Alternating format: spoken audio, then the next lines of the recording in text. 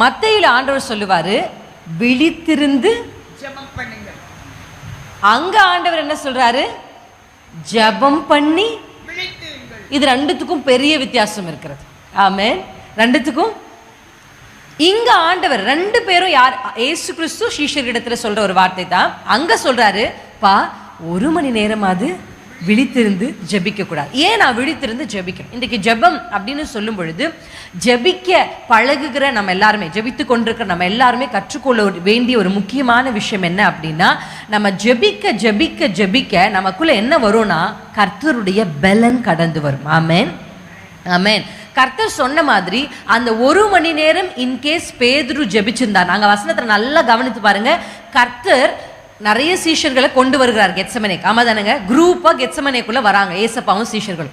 இப்படி குரூப்பா வந்த உடனே ஆண்டவர் எல்லா குரூப்பையும் உட்காருங்க உட்காருங்க இங்க இருங்க அப்படின்னு சொல்லி 3 பேரை மட்டும் தனக்கு இஷ்டமானவர்களை கொண்டு போகிறார். ஆமென். அந்த 3 பேர் உங்களுக்கு தெரிஞ்சிருக்கும்னு நினைக்கிறேன். யாரு?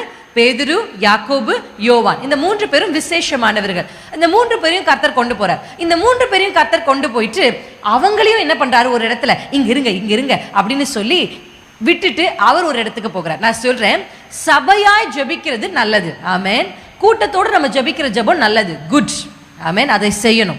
அடுத்த சர்க்கிள் நம்முடைய இன்னர் சர்க்கிள், குடும்பமா ஜெபிக்கணும். எத்தனை பேருடைய குடும்பத்துக்குள்ள குடும்ப ஜெபம் இருக்கிறது? அல்லேலூயா. அந்த இன்னர் சர்க்கிள் குடும்பமா ஜெபிக்கணும்.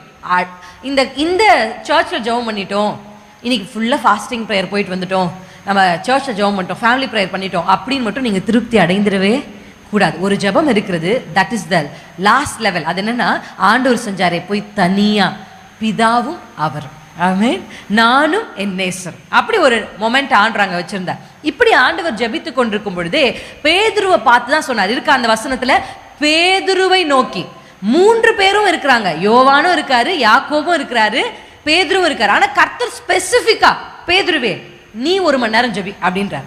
ஏன் கர்த்தர் நீ 1 மணி நேரம் ஜெபி பேதுருவை மட்டும் பார்த்து சொன்னாரு அப்படின்னா, பேதுருவை சோதிக்கும்படி தான் பிசாசு தேவனிடத்திலிருந்து பெர்மிஷன் வாங்கியிருக்கிறார். அல்லேலூயா. உங்க வாழ்க்கையில வருகிற சோதனை கர்த்தருடைய அனுமதி இல்லாம வராது.